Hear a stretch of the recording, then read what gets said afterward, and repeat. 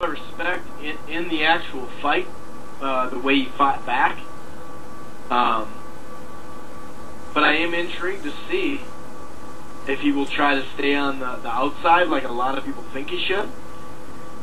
I'm not saying he shouldn't, but I don't think that should be his whole game plan, because if you look at it, go back and look at that Quintero fight, and go back and look at Ponce de Leon, and obviously this last fight with Maidana, but he's not that great off the back foot. The people just assume it's a stereotype. A dude's fast, so he's got to be good off the back foot, and that it's stereotypically that's what people think. And I'm not saying he can't do it at all, because he can, but his defense that way and on the move and getting this combination, it's just not as good as you'd assume.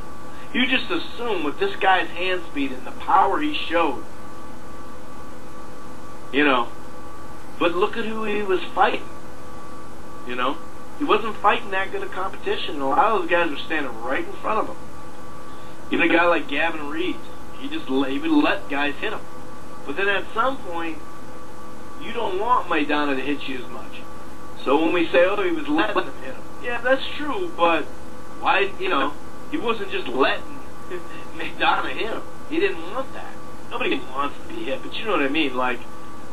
And I just wonder, you know, maybe I'm making too big of a deal about him coming forward in this fight, because if you look at that fight, when he came forward and had Maidana back it up, it was a different fight. And the fact that he already did it from being hurt, maybe that's not going to be a mental crutch at all for him, because he already said, well, look, I can do that. So maybe I think what he's going to do is just mix it. I think he's going to come forward, but I also think he's going to be on the move. Garcino, man, what are your thoughts? I mean, obviously, Broner, I think, deserves a lot of credit to take this fight right away, exercise the rematch clause. But what are your thoughts as far as how the second fight's going to go down, man? And what are your thoughts on the fact that Maidana, when he gets pushed back in that fight, he started losing those rounds, and it's going to be an interesting fight for both sides, because I don't know how much better Maidana can fight Broner, but we know Broner could probably fight better, and obviously just him taking it serious in the actual fight will help, right? I mean, just going into this, I see this as a weird combination. It's like Broner can't win. And I don't agree with the fact that, I know you're going off the style of Broner by him having bad fights before at 135 as far as the look of how he went into that fight. But I think that he's not acclimated to the weight yet, because he's really a lightweight. He's really a small guy at like 135. He's not a welterweight yet. He would take a couple of fights, just like when Mayweather first came to 147. He had to fight smaller guys because he really wasn't a 147-pound fighter. He really is not now, but he's acclimated to the weight. He took a couple of times, what's his name, Maidana, when he first got there. He wasn't used to fighting at 147.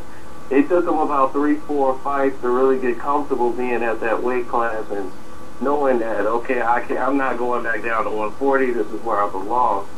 But I think the fight was winnable for Adrian Broner. He looked good in the rounds when he actually boxed, and he doesn't get a lot of credit for it, as you were saying when you brought it up, but he showed a lot of grit in that fight, because he was hurt 3, maybe 4 times in that fight, and was able to still come back and win rounds, and still almost, was going for the knockout in the 12th. So he does deserve a lot of credit for that, even though he doesn't get it, because people just want to bash him anyway, it's social media. But in the boxing world, he deserves a ton of credit for that. And in the rematch, if he listened to Mike Stafford and his trainer and everyone else, they know if they could just push Maidana back, the best way to beat him is to frustrate him. You have to smother his punches. You can't stand there and be a target and try to catch what Maidana's throwing. That's his dream. You're helping him out. You're in his wheelhouse, because he knows how to get his punches home. The man got 31 knockouts for a reason, because he knows what he's doing. He knows how to feint. He knows he's not the fastest guy when he gets in the ring. So he knows how to make up that with timing. And you see it time and time again. He feinted Broner so many times and came over with the left He comes over his right shoulder by throwing the right hand downward. He almost comes off the ground to throw the right hand downward at a straight 90-degree angle. You know, and there's certain little hitches he does to tell you that he's doing something else that he's not doing. And he knows exactly what he's doing when he's in the ring. He knows exactly where he wants to punch. And he knows how to disrupt your timing. Same way he caught Amir Khan, and one thing that saved Khan is that he was able to use the 24 by 24 ring, where Broner did not. Broner didn't basically run. He didn't have his legs to do so. He tried to fight Maidana back, you know, fight fire with fire, and that was a terrible idea because now you're in his wheelhouse. And I think in the rematch, he'll be aware of it. Now he's not going to come in as cocky. He's going to be aware that, okay, I've been hurt. And I do give him a lot of credit for taking a rematch because that's really, you know, that's what's missing really in boxing. You know, guys, you know, and it's funny to me that the fans who say, like, yeah, you know, you got to go to the bench that. Now they're like, nah, you know, you don't need to fight Maidana. You need to go down to 140. But if he does that, he'll be crucified. If he doesn't fight Maidana again, he knows he'll be crucified. He'll go to 140, beat some guy that maybe, oh, he washed up anyway, but look at, you're running from Maidana. You know, you got to go through Maidana. You know, Madonna's a man.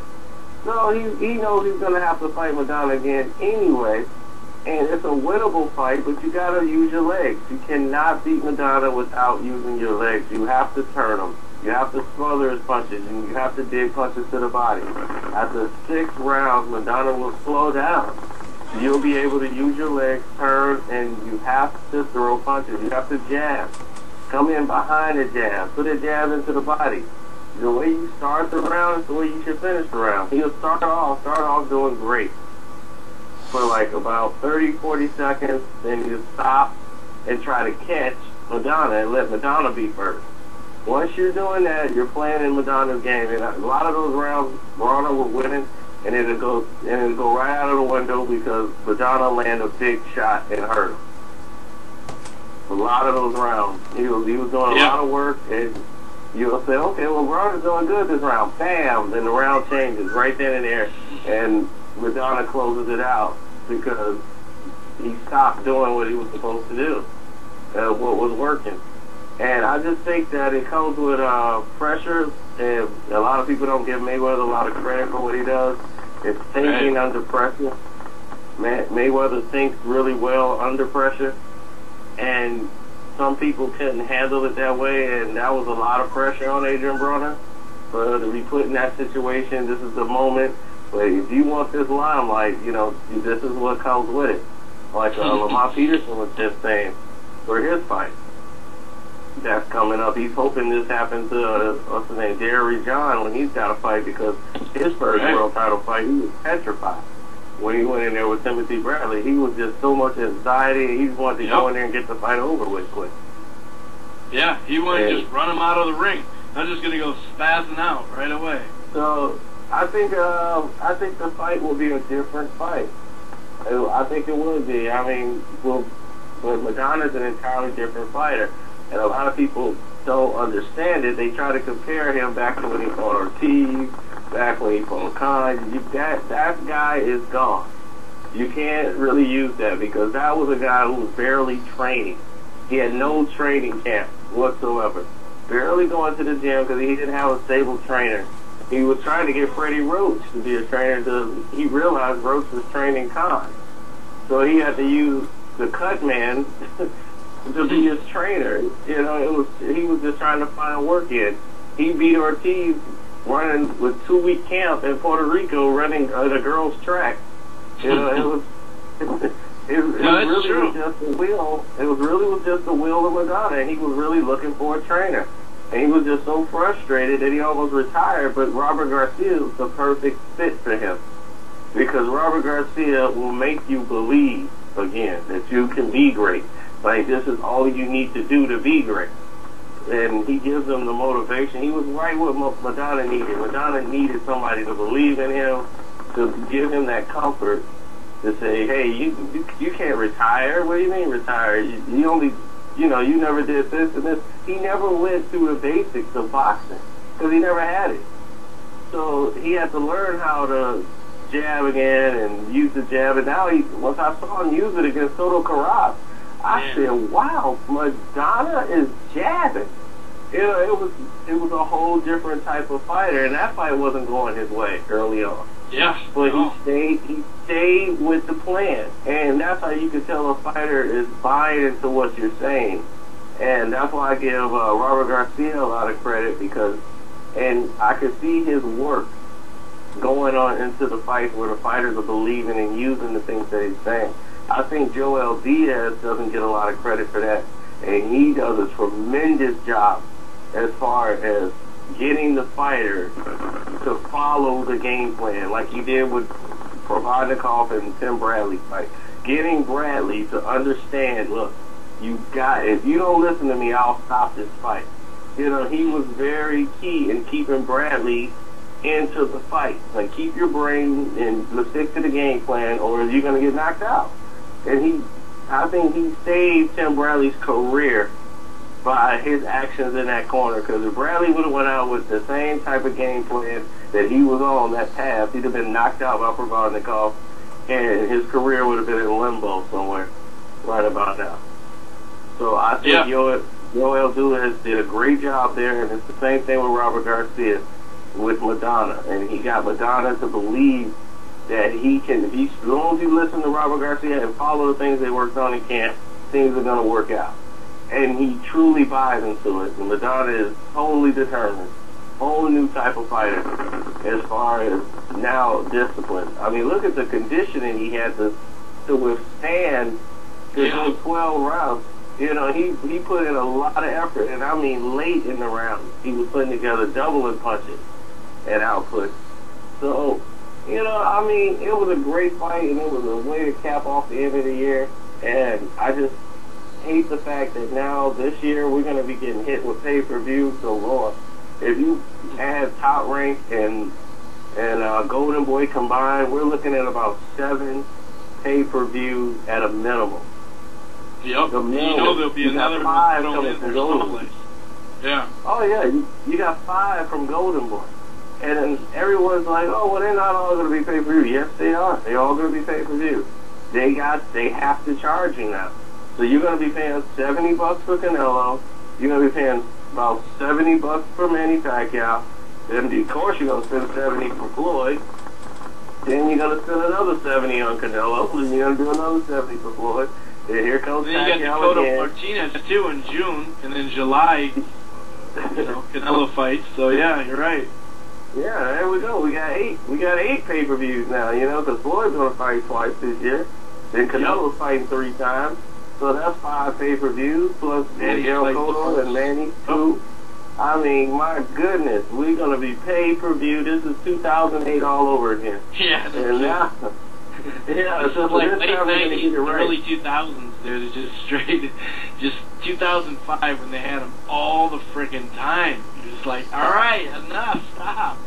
It's definitely. Yeah, and the thing is, they're going to sell out. This thing is going to sell out so much because of the demand. Because it's 2 different styles of Mexican fighters with Canelo and Alfredo Angulo. It's 2 different type of genres. Like the genre that follows Angulo, those are the hardcore bike riding Mexicans. You be like, them Mexicans got bike riders? Yes, they do. And this is the rowdy, hardcore group of boxing fans. I mean, his fans go out. They're like the Oakland Raiders fans of boxing. They really get behind him. They don't care if he wins. They don't care if he loses. As long as he going to war, they're gonna follow Angulo to the end until they fall off a cliff. That's the kind of group core following he has. Now Canelo's following is all the girls, all the casual boxing fans. He's kind of like the Oscar De La Hoya, it was like the De La Hoya Vargas type of scenario. Fernando Vargas, it's different type. It's like the upper middle class, different type of Mexican audience.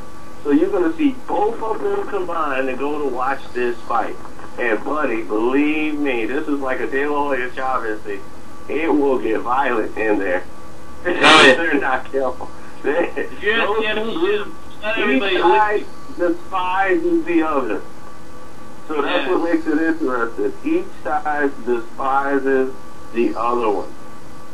You're right. Fight. And that's why this thing is going to sell out. No doubt about it. And the closer they advertise it, the more they're going to really get down to the nitty-gritty. Because now they're really selling it. Now they kind of cleaned it up a little bit with the respect for each other. And I mean, it really is respect, but Angulo didn't respect him until he agreed to fight him. Because he was supposed to fight Angulo before, and it didn't happen, and they kind of like protected him and shielded him from him. And that's why Angulo felt a certain way about Canelo. And then Canelo heard these remarks he made over in Mexico and didn't want to ever fight him because he's like, oh, okay, well, you're not going to make any money off me. You know, he felt a certain way about it. So, hey, that kind of thing, now they're all like, I respect the guy, he's pretty good, blah, blah, blah. We'll go from there. So, yeah, man. I'll tell you what, that's the thing I'm looking forward to, and you hit it on the nose with that too, man. And for those who haven't been to a fight, like an event like this, not like it's a crazy event, but if you've ever been to MGM Grand and it's sold out, the place is jumping, especially when you have a Mexican or a Mexican-American fighter there, especially Mexican. But you're right, it's one of those things where, and I'm just being honest, like, what he just said is true. There are going to be people against each other. I mean, you saw it even to a way lesser extent with Jose Cito Lopez and Angulo. But there was probably 8 big fights during the fight. And you see 8, 10 bodyguards flying up the stairs and whatnot. It's one of those things that if you're trying not to get involved, it's best that you just hang out at the MGM. Like when you're in the arena and the fight's over, just hang out for like 30 minutes and let the MGM, like slowly, let them slowly go out the door, because it takes anyone that's been in a sold out place at MGM, it takes a while to get out the front door, because it's a long hallway and it's not that big of a hall, it's a studio walk, it's called, and there's a bunch of stores and food places, but it takes a while to get out of that place. So if you're not trying to get involved, I would say you might as well just stop and stay and hang out for a little bit, because you're right, it's going to get rowdy. It's going to be fun though too. I mean, the energy in that place is going to be great. But back to Maidana, and I'm glad you pointed that out, Carcino. And Carcino and CT, I'm going to go to you in just a couple minutes here for that Pascal Boutte preview and prediction.